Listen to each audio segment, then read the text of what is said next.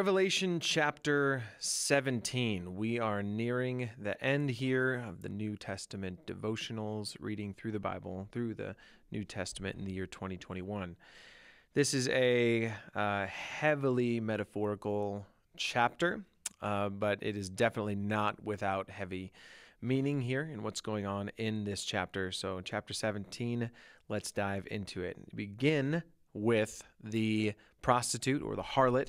And when you first read this chapter, you're probably confused. You have no idea what's going on. John is talking to this angel. The angel with one of the seven bowls comes up and speaks to him and talks to him about this harlot. And so you guys should have already read this chapter.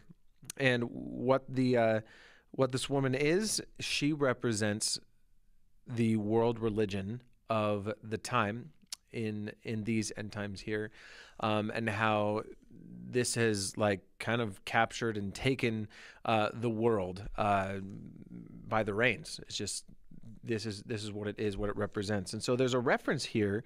It says, on her forehead was written a name, a mystery, Babylon the Great, the mother of prostitutes and of the detestable things of the earth. And so that this is written on our forehead, and this is in the future, and I think it's good to look to the past and why we look at Babylon as one of the centers of false religions. I want to read for you something from Jeremiah.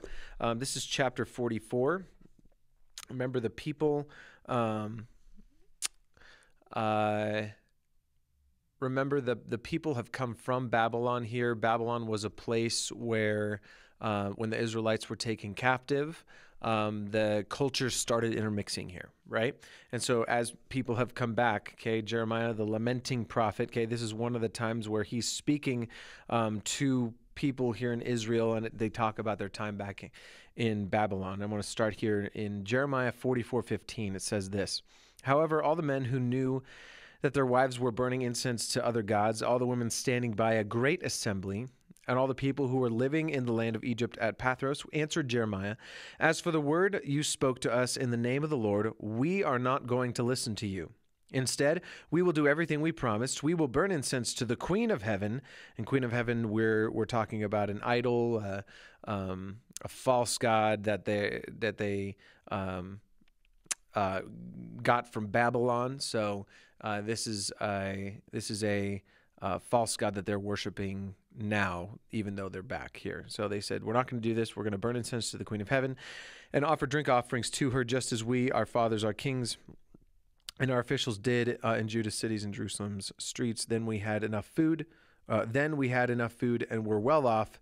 We saw no disaster, but from the time we ceased to burn incense to the Queen of Heaven and to offer her drink offerings, we have lacked everything, and through sword and famine we have met our end."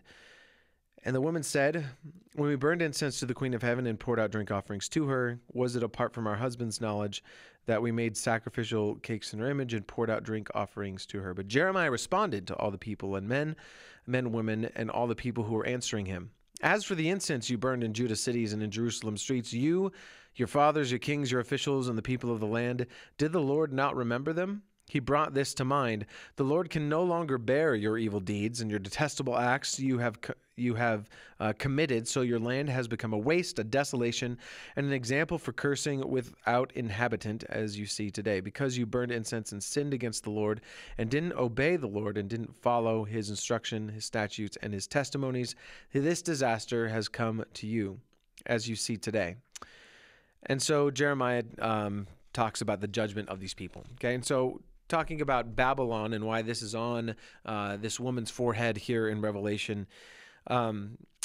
Remember that this Babylon here is kind of the central place to hold the idea of false gods, to hold their branding is Babylon is the place that false worship comes from. So the Queen of Babylon, whatever you want to call this is on her forehead here. And so that's why this is on her forehead. And then people, the world, worshiping this false god, false gods, whatever this world religion is, this is represented by this woman in this chapter. And so the angel is talking to John. Furthermore, talks about the plan. So there's the scheme. The Antichrist is going to come, and it gets a little bit confusing here. Okay, the Antichrist comes. Long story short here, and the Antichrist deals with this world religion. Basically, destroys it. Has a false resurrection, a schemed resurrection. Basically, he's going to use this to save the world from this religion, and then he's going to take their worship for himself. Okay? So in this chapter, it's very important to remember that we are creatures of worship. It is intended for the worship of God. Sin came into the world. Now our worship, we are tempted to worship other things besides God, worship things in his creation. Okay, so Antichrist is going to use this religion. He's going to destroy it, and he's going to take the world's worship for himself. The way that he's going to do it, it's going to capture the world's attention. It's going to capture the world's interest, and he's going to use this to now reign. And it talks about in this chapter, his reign will be for a short time. He's going to gear up for this final big, massive battle at the end of Revelation here, or toward the end, that he's going to rebel against the Lamb. Okay, it talks about the Lamb as Jesus Christ, and we all know the end of this story. This big battle, the details of this battle are in chapter 19, which you'll have in a few days here after Christmas, but yeah, that's the gist of Revelation 17. Hope that clears up a little bit of that for you. And something really to take away from this chapter is just check your worship, check where you spend your time, what you think about doing the most. Christmas time, I think, is it's a really big time for people to be searching for, to be giving their worship to things, right? Christmas time, I really want this, right? Especially kids, right? Can't wait till Christmas Day when I get to open my presents, and then it comes, okay? This is all supposed to be a reminder for Jesus coming, Christmas time here. And so when if we spend all year worshiping something else, if we spend all year with our mind and our heart invested in something other than Christ, just his creation, and we're not letting our hearts or letting our eyes be directed to Christ, and then come Christmas time, we can't pretend like our lives are all about him now. You have to do some soul searching. You have to look at your life over the past year. What have you been worshiping? Have you been worshiping Christ? Have you been worshiping God? Or have you been worshiping his creation? So it's a great time to check that. And then, Christmas Day is coming tomorrow.